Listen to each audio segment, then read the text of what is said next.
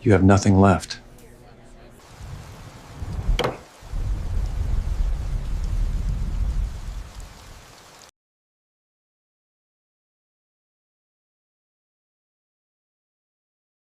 I didn't even unwrap the gift before she slid the envelope across the diner table. She said it without blinking. You have nothing left. It was Father's Day. The kind of day you imagine ends with a grill and a hug, not with a whisper that guts you in front of half a dozen scrambled egg plates and the smell of burnt coffee. I opened the envelope anyway. Inside was a mortgage statement. It was addressed to her name and her new husband's.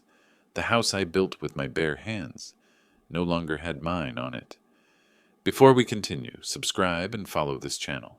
This story might save you from the same fate. My name's Jack Harmon, 55 years old, Toledo, Ohio, not far from the old Jeep assembly plant, the one they shut down in '06. I used to drive by it every day on my way to the shop. The shop's long gone. So's my marriage. But up until that day, I still had the house. The one I worked overtime shifts to pay off. The one I carried drywall into through December snowstorms. The one where I built my daughter's treehouse and taught her how to ride a bike on the cracked driveway. I remember the way the vinyl seats in my truck stuck to the back of my legs as I drove home after brunch. The Ohio sun was beating down, but my whole body felt like ice. My knuckles were white on the steering wheel. I didn't turn on the radio, didn't speak, just kept hearing her voice over and over again. You have nothing left. I'd paid off the mortgage 2 years earlier. 30 years, $612 a month, like clockwork. I kept the final payoff notice in a manila folder behind the water heater warranty and the original deed. It had my signature, the lender's seal, and the exact payoff amount. $132,448.17. Paid in full. Back then, I didn't think twice about adding my daughter's name to the deed. It was a symbolic gesture. Legacy. I wanted her to feel secure. She was all I had left after the divorce. I didn't expect her to use that signature to hand the house to someone else. They moved in fast, too fast. Within 6 months of her wedding, they were living in the house. She said it was temporary while they figured things out. Her new husband, Kyle, was slick. Collared shirts, a watch that gleamed too much for someone who worked in logistics. Always smiling, always calling me sir. He talked a lot about real estate, said the housing market was ripe, kept telling my daughter, "You're sitting on gold, babe." I didn't like it, but I didn't speak up. She was happy. At least she seemed that way. Then the mail stopped coming to me. First, it was just a missing water bill. Then the property tax statement came addressed to Harmon Kyle. I asked her about it. She brushed me off. "It's just paperwork, Dad. Kyle's helping organize stuff." A week later, a new mailbox appeared, stainless steel, locked, bolted to the front porch. I no longer had a key.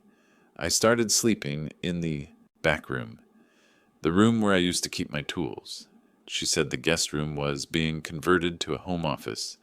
Kyle said they needed workspace. I said nothing. I cooked less, stopped watching TV, spent most of my time in my truck, just driving. Highway 280, back roads, gas station coffee.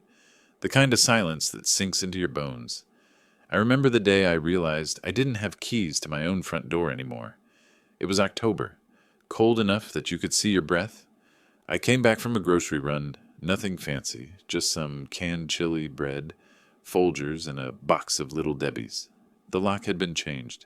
I stood there, bag in hand, knocking. 5 minutes. 10. When Kyle opened the door, he looked annoyed. "Oh, hey, Jack, you forgot to text?" Forgot to text. To get into my own home. I moved out the next morning, took my truck, left everything else.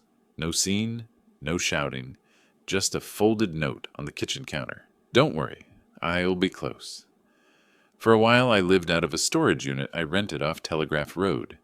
10 by 12, $79.99 a month. I set up a cot, small lamp, and used the Planet Fitness down the road for showers. They never asked questions. I just kept saying, "Temporary. Just need to figure some things out." They'd nod, Smile.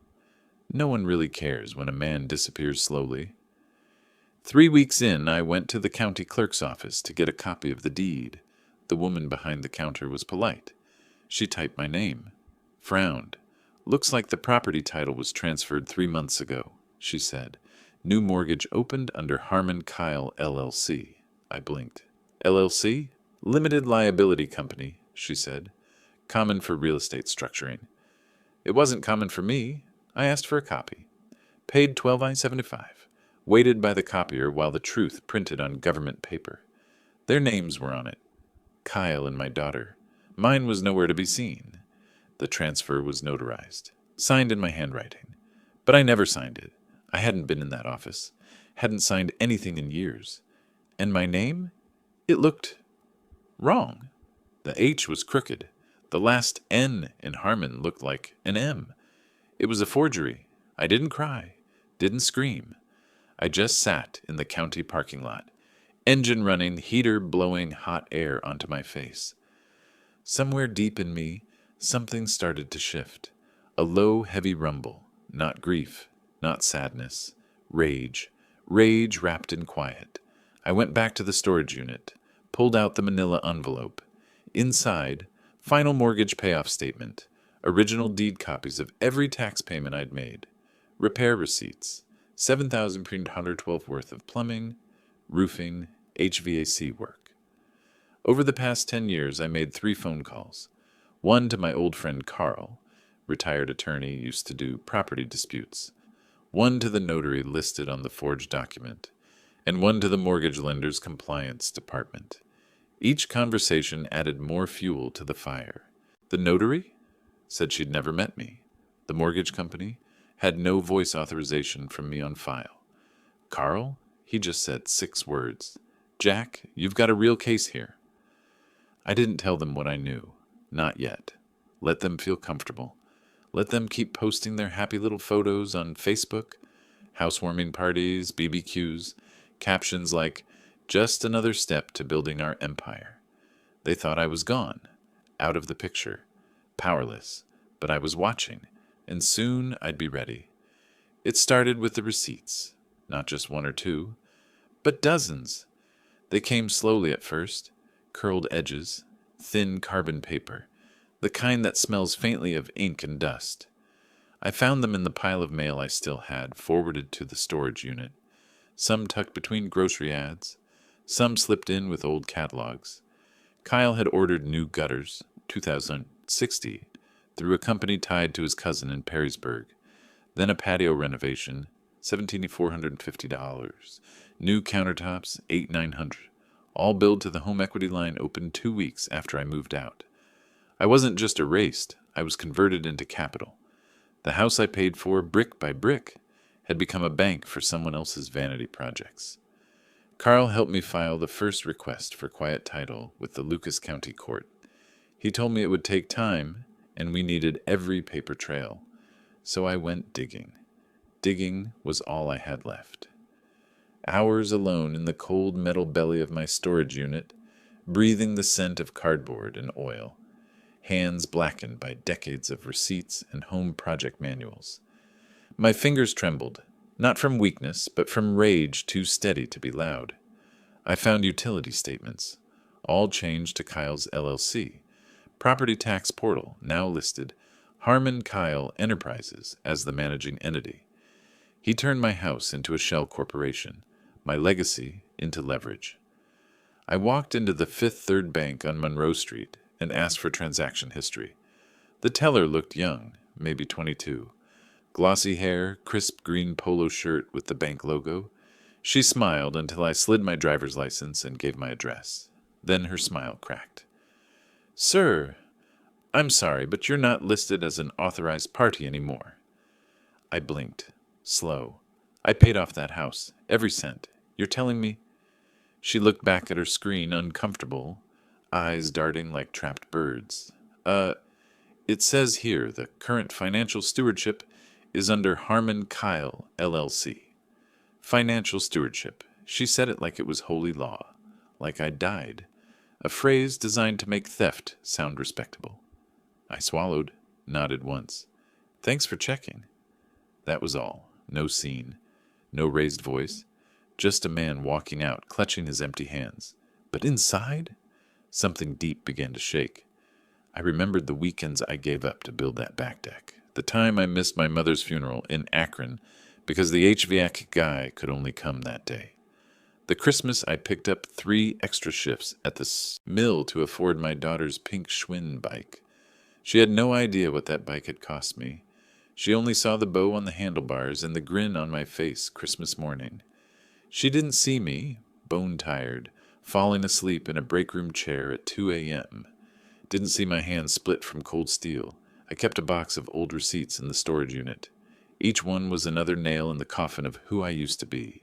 Ace Hardware, Sears, Lowe's, 1998, Apollo 34, basement waterproofing, 2004, 7 and 14, broken water heater, 2011, 2392, roof patch after the hailstorm. There was even an invoice from the guy I paid in cash to fix the cracked chimney in 2007. 600 written in pencil on the back of a Wendy's napkin. Proof doesn't always come dressed up. Sometimes it's grimy and folded in half with grease stains on the corner. I spread them out on the floor of the storage unit one night. Receipts overlapping like a paper battlefield. My life, documented in faded ink. 30 years of sacrifice turned into someone else's equity. A week later, I saw the Facebook post, a video. Kyle popping a bottle of champagne in the backyard. My backyard. The pop echoed on my phone screen, tinny and cruel. Caption, generational wealth starts here. Took the house off the old man's hands. Time to build. My daughter in the background, smiling, wearing the same hoodie I gave her back in high school, the faded one with the Mommy High School Bulldogs logo. I froze, thumb hovering above the screen. My chest tightened, not in anger at first, but in something sadder, heavier. I don't think she knew what she'd done, not fully. She was caught in the glow, the kind Kyle was good at creating. But Kyle, he knew exactly what he was doing. Carl told me to stay quiet. He said, let him talk, let him post, let him write his own indictment. Carl's voice was slow and measured, the way only retired attorneys talk when they know the long game. You have time, he said. He's arrogant. He'll trip over his own ego. Just wait. So I stayed invisible. For now. One night I parked across from the house. Just sat there. Truck engine off. Rain tapping the windshield like fingers counting down. The old maple tree out front, one I planted myself back when my daughter was 6, was bigger now. Branches heavy with wet leaves, drooping in the storm. The porch light glowed warm against the dark. Inside, the faint flicker of TV light across the curtains. Movement, shadows of laughter. I watched them through the kitchen window, laughing, cooking something, music playing low. The scent of rain mixed with a phantom memory. The smell of chili simmering. The sound of my daughter's tiny feet years ago running across that same floor. And then I noticed it. The photo wall. They had taken down every old picture. No more family photos. No graduation shots. No wedding portraits. Gone. Replaced with travel prints. Manifest. Destiny. Quotes in fake gold frames. A sleek black and white frame that said, make your own empire. They weren't just remodeling the house. They were erasing the man who built it. That night, I started a ledger. I sat in the cab of my truck with a cheap spiral notebook and a borrowed calculator. Rain drummed on the roof, steady and cold. Every page I filled felt like a heartbeat. Slow, deliberate, unstoppable. Every dollar I'd ever put into the house. Every hour of labor. $62,480 in renovations over the years. $130,448.17 in mortgage payments. $7,912 in maintenance. $18,000 in insurance. 3,140 hours of sweat equity. Roughly $96,000 if billed at 25 hour. Total, $316,17. I stared at the number until it blurred. That was my life, on paper. All the hours I didn't spend on vacations. All the holidays I skipped overtime pay for. All the sleep I lost, I made a copy. printed it at the FedEx down the street, folded it into a USPS priority envelope, mailed it to myself. Carl taught me that trick. Postal timestamp as evidence. He said, "You want a paper trail the court can't argue with? Mail it to yourself. Sealed. Don't open it." Done. The next day, I filed a complaint with the County Recorder's Fraud Division, attached copies of my forged signature, the notary's denial, and the timeline of transfers. The clerk was a quiet woman in glasses. She looked at the papers, lips pressing thin. "You'd be surprised how often this happens," she said softly. I wasn't surprised anymore. Just angry. Anger was clean now, not the explosive kind. This was cold, patient, exact. Then came the final insult. I received a text. From my daughter. "Kyle wants to talk. Says we can offer you a room in the basement if that helps." A room. In the basement of my own house. I stared at the screen until the words felt unreal. The same basement where I'd once built her a play fort out of moving blankets and flashlight beams. The same place where she'd fallen asleep on my shoulder during thunderstorms. Now she was offering me a corner of it, like charity. I didn't respond. I just let the phone go dark in my hand. Kyle thought I was out of moves.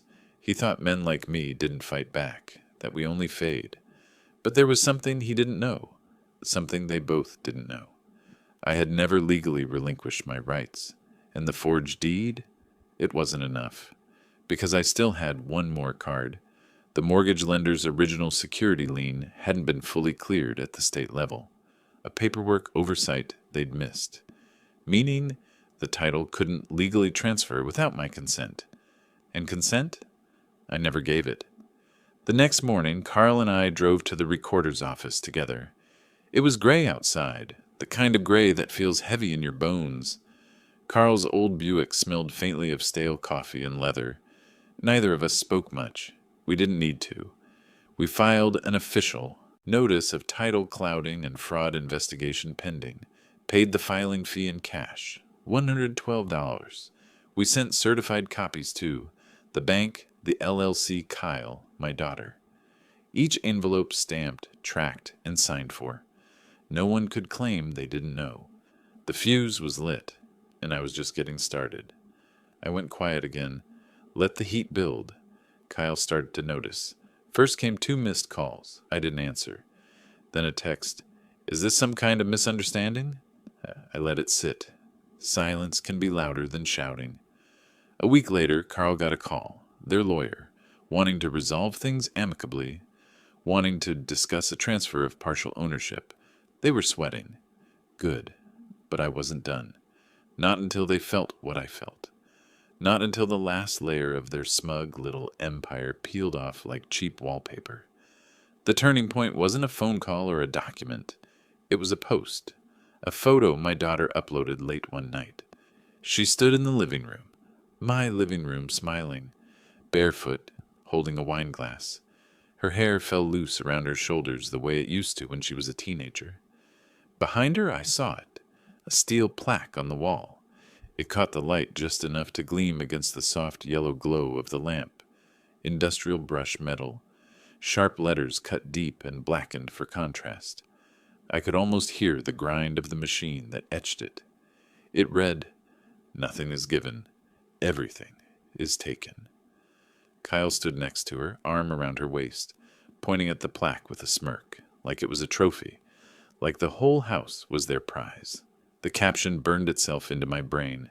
Legacy isn't inherited, it's earned. Thanks for the keys, old man. He didn't tag me, didn't need to, but I saw it, and he knew I would. It wasn't just a dig, it was a message. They weren't afraid. They thought they'd already won, and they wanted me to feel small. That's when it stopped being about the house. It became about something else. Dignity. I spent that night sitting in my truck. Midnight, parked behind a speedway off Alexis Road. The parking lot was half empty except for a lone semi idling under the sodium lights. Rain dripped down the windshield in slow trails, catching the glow and smearing it into liquid gold. My hands were on the steering wheel, still as stone. I remembered building that living room from studs, lifting the frame beams with my brother in '93, hammering until my wrists ached and the skin across my palms split in thin red lines. We worked by a single work light until midnight, laughing, swearing, drinking lukewarm coffee from a thermos. I remembered laying the tile with my daughter when she was 13. She messed up the spacing on the first row, left a crooked seam. We laughed. She cried when I didn't scold her. I told her mistakes were part of the story, that we'd just make the next rows straighter, that this house would always hold our fingerprints. Turns out she remembered that, but twisted it. Now she thought mistakes could be rewritten, erased, but some things leave scars too deep to cover. The next morning, Carl called me. I could hear the faint hum of his old desktop through the receiver. He'd been digging into the LLC. What he found made my blood run cold. Kyle had opened 3 lines of credit tied to the property in just 60 days. One for a landscaping company he just launched, one for a short-term rental management service, and one for an automated fulfillment project that didn't even exist. He was milking the house like a slot machine. Each pull another loan, each loan another risk stacked on top of my name, using its equity to fund a business empire built on paper. No income, no assets, just debt, and my foundation underneath it all. If he defaulted, I would still be attached. If the clouded title didn't get sorted soon, my name would be caught in the wreckage.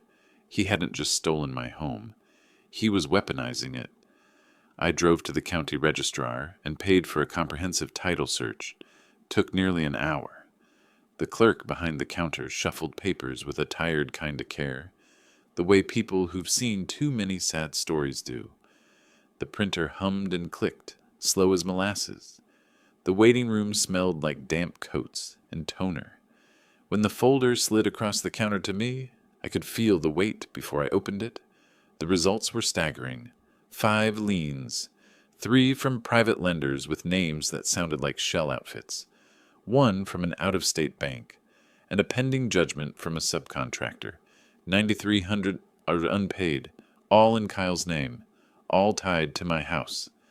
My stomach turned, but under the churn was something steady, something hardening. Fear was giving way to resolve. I needed leverage, real leverage. Carl reached out to a contact at the mortgage company. After some digging and a little pressure, we received an audio file. From the refinance application, a compliance recording. I sat in the front seat of my truck while we played it back. Static first, then a voice. Male, trying to sound steady but slightly slurred, as if reading a script he didn't fully understand. The voice on the other end, not mine. He avoided details, kept answers vague, stumbled on my own middle name, used phrases I'd never use. Yep, sure thing, when I would have said yes. The longer I listened, the colder my chest felt. Carl ran the audio through a voice-matching software. Legal grade. He emailed me the report. 0.0% match. We had him. Dead to rights. Forgery. Misrepresentation. Title fraud. Financial abuse. Every crime in crisp black text. But I wasn't ready to pull the trigger. Not yet. I wanted him to feel exposed, just like I did. I wanted everyone to see it. So I made a plan. I sent my daughter a message. Short, cold. Let's meet. One time, I have something to give you. My thumb hovered before hitting send. No smiley faces. No dad. Just the facts. She replied in less than a minute. Okay, just you? I didn't answer. Some silences say more than words. We met at the Maumee River overlook near Sidecut Metro Park, the same spot I used to take her fishing when she was 7. Back then she'd squeal when a fish nibbled, afraid to touch the line but proud to reel. The river hasn't changed. Slow, brown-green, quiet. It was overcast now, the sky a flat sheet of gray. The wind off the water carried a chill that slipped down your collar. She brought a Starbucks cup, fingers wrapped around it like a shield, smiling at first like maybe this was a peace talk. Hey, Dad, what's this about? Her voice was lighter than I expected, but nervous at the edges. I didn't smile, didn't sit, didn't play small talk. I handed her a file folder. Inside, the original deed, audio transcript, Line's voice analysis, copy of the forged signature USPS certified fraud filing. My sworn affidavit. She opened it slowly, fingers trembling just a little as she flipped each page. Her eyes moved fast, then slowed, then stopped. Her smile dropped somewhere between the audio transcript and the lien list. Dad, what is this? I said 4 words. This is what's coming.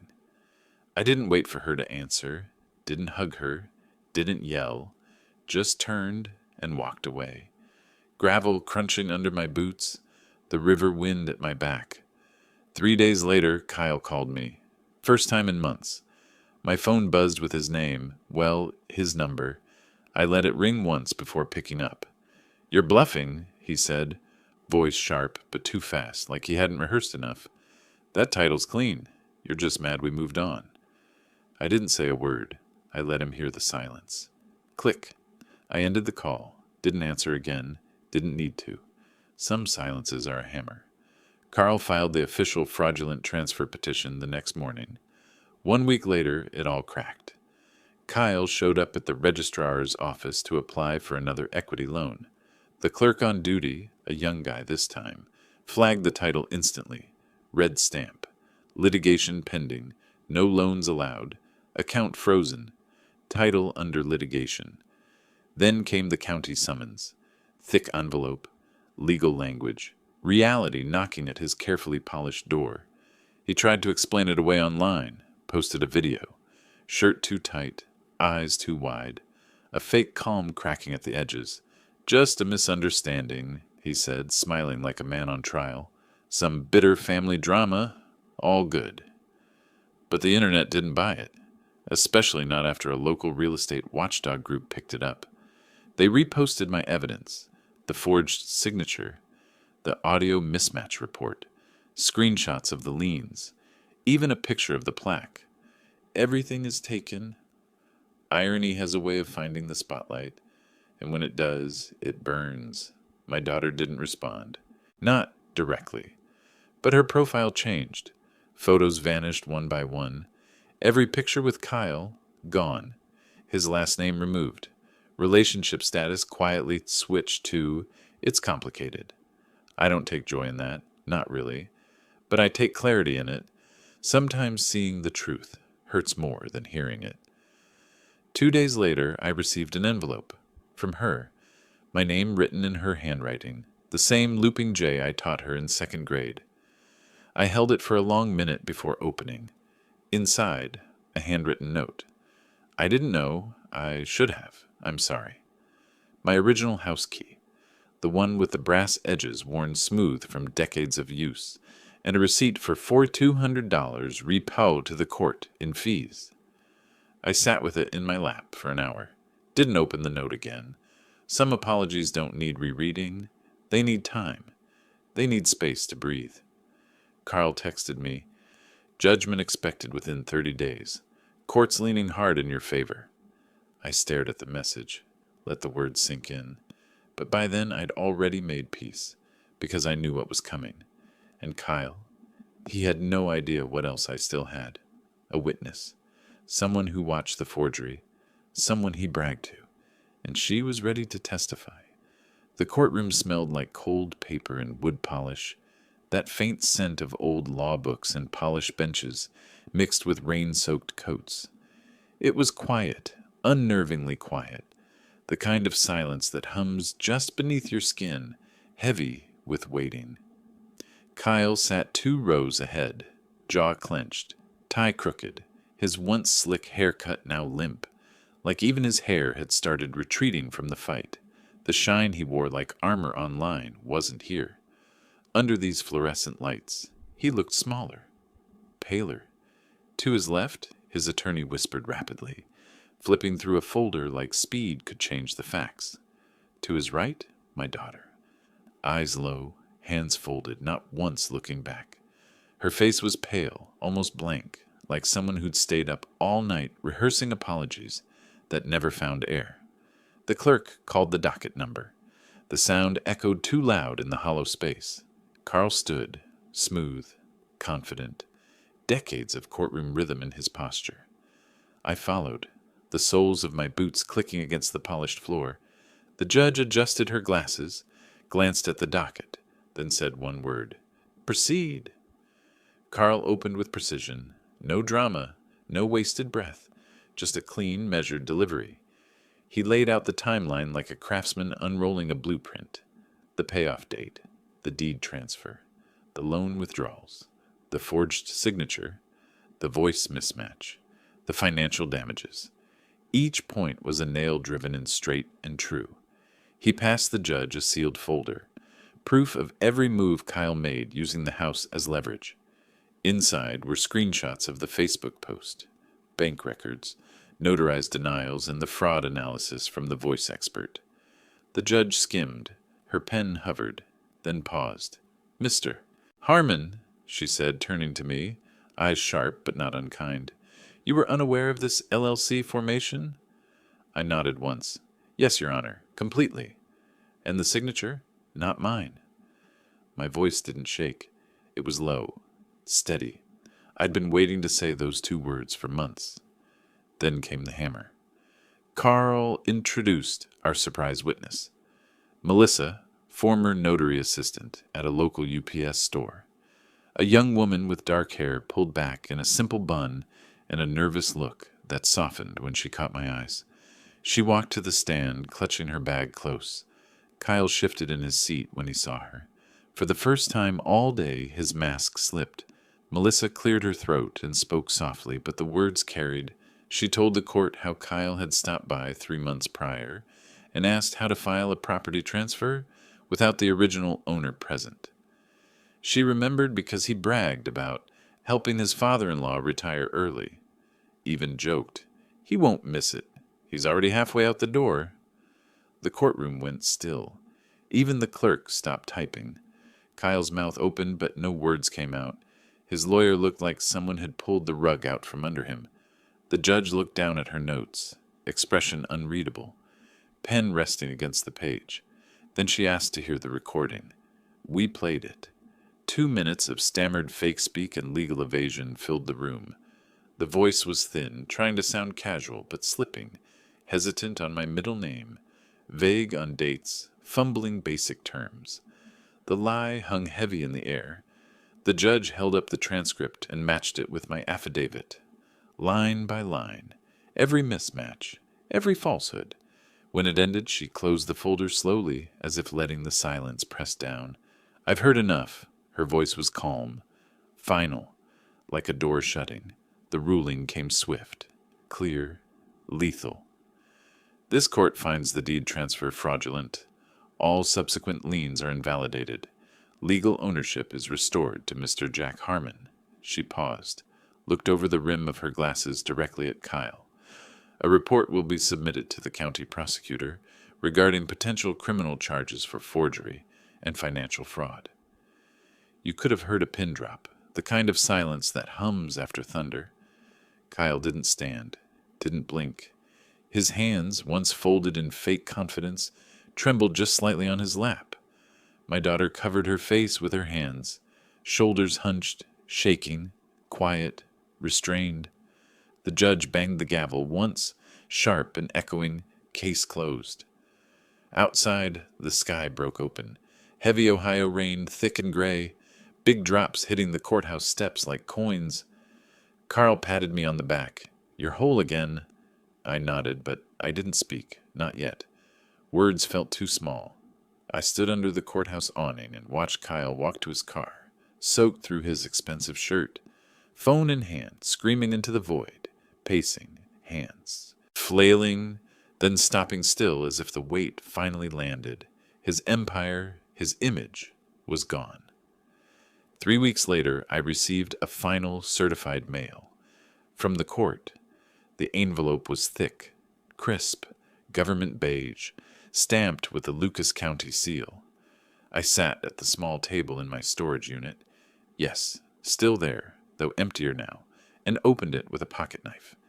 Inside, title transfer reversal confirmation, county tax office receipt, balance zeroed, lien dismissal report, and taped to the last page, in silence, the original house key, returned from the registrar's holding vault.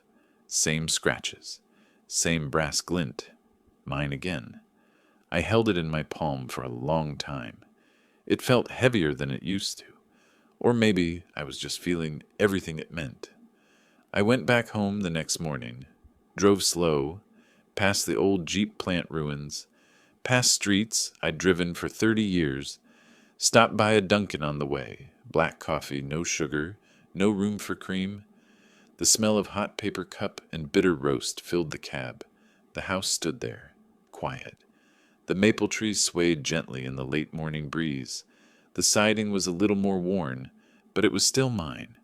The new mailbox had been removed, curtains gone from the front window, leaving it bare and open. I stepped onto the porch, worn wood creaking under my boots, and opened the door with the returned key.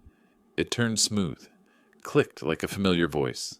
Inside, the air was still, cool, faintly smelling of cedar and lemon polish, the way I used to keep it. No echo of music, no footsteps, just space. The plaque was gone.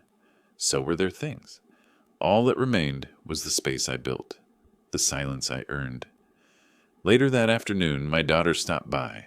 I heard her car before I saw it, the soft crunch of tires on the wet gravel driveway. I stayed by the doorway until she came into view.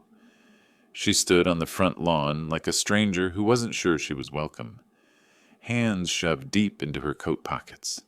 Face pale, eyes down, I opened the door, didn't say a word. She walked forward slowly, then stopped just short of the porch. Rain dripped from the edge of her hood. She handed me a small brown envelope. Inside, a check. $14,750. Her share of the court fees and half the liens she'd co-signed. I know it's not enough, she said quietly, voice cracking in the middle. I didn't know what he was doing. I thought... She trailed off, the rest swallowed by shame. I looked at her, really looked, not as a daughter, but as someone who betrayed me, and came back. Her face was different now, softer, older somehow, the glow of certainty gone, replaced by a quiet searching. Next time, I said, read the fine print before you sign someone else's life away. My voice wasn't cruel, just honest. She nodded, eyes glassy but holding steady. She didn't argue, didn't make excuses, and then she left. Didn't ask to come in, didn't look. Back. The sound of her car pulling away was long and low, a goodbye without words. Carl called a week later. I was out on the porch sanding a loose rail when my phone buzzed. His voice came through steady, but with a touch of satisfaction. Told you patience pays, he said. Then his tone shifted, weightier. Turns out Kyle's under investigation for 3 more fraudulent LLC transfers across the state. I stopped sanding, let the words hang there. Other families? I asked. Yeah, Carl said. He ran the same play. You were just the only one who fought back in time. A long pause. Wind rustled the leaves of the maple. I swallowed hard. Good, I finally said. Now I live here again. Alone. The deck needs a little sanding. The fence is leaning near the maple tree. The gutters could use a clean-out before winter hits. But the bones of it are still mine. The laughter embedded in the walls. The sweat dried into the beams. Sometimes I sit on the porch at dusk, listening to the crickets and the far-off hum of Highway 80. I sip coffee, or sometimes bourbon. Watch the sky fade from copper to dark ink. I don't think much about revenge anymore, only restoration, about how easy it is to lose what you built if you trust the wrong hands. But every so often, I take out that folder, the receipts, the signatures, the photos. I look at them, not for pain, but as proof that I didn't vanish, that I wasn't erased, that when they tried to bury me under paperwork and lies, I came back up with evidence. The letter came from the prosecutor's office 2 months later, a plain envelope, but heavy in the hand. Government seal pressed deep into the corner. My name typed neat and centered. I sat at the kitchen table when I opened it. Late afternoon light spilled across the wood grain, warm but thin. My hands were steady now, steady in a way they hadn't been when all this started. Inside, black ink. Formal, cold. Words that carried weight. Kyle had pled no contest, avoided jail but took a felony plea. Real estate fraud in the 3rd degree. 10 years of probation. Financial restitution. Barred from forming or managing any property-related LLCs in the state of Ohio. I read it twice, then once more, slower. Let every line settle. But the best part? His mugshot was public record. A week later, the local paper ran a story on the front page. Investor or imposter. Man accused of stealing house from father-in-law faces fraud charges. I clipped it out, not to gloat, but because truth deserves paper. Legacy? That word he threw around like confetti? Now it followed him in whispers and search results. Every job interview, every background check, every curious neighbor with Google. The man who tried to erase me couldn't even erase his own record. I never told anyone how close I came to disappearing. Sleeping in that storage unit, eating out of vending machines, rotating the same 3 shirts. How easy it is to fade when no one's looking. How fast the world stops asking if you're okay. I kept to myself, but when you live alone long enough, silence becomes your roommate, and silence doesn't stay quiet. It asks questions you don't want to answer. Did you let this happen? Were you too weak to stop it? Did you matter less than you thought? Some nights I believed I was weak. I believed maybe the world had passed me by and this was the proof. That hard work and sacrifice were just old myths, but not anymore. Now when I look at the walls, I rebuilt. The floors I refinished. The roof I patched after that 2010 windstorm. I don't see a house. I see proof of life. Every nail, every board, evidence that I existed and fought back. My daughter sent another letter, different handwriting this time, slower, shaky, like she'd taken her time. She apologized again, said she was in therapy, said she was trying to understand why she let someone else speak for her for so long, why she ignored the voice in her head telling her something wasn't right. I sat with that letter for a long time. I haven't replied yet, not because I hate her. I don't. Hate's easy. Rebuilding is hard. But trust is drywall. Once it cracks, you can patch it, but you'll always see the seam. I keep the letter tucked behind a magnet on the fridge, not as punishment, but as truth. Some bonds can heal, but they don't erase. I took the plaque down myself, the one that said, "Nothing is given, everything is taken." It was heavier than it looked, cool steel biting against my palms. I stood there a moment with it in my hands, the empty nail holes staring back at me. The room felt lighter without it. I didn't throw it away, didn't smash it.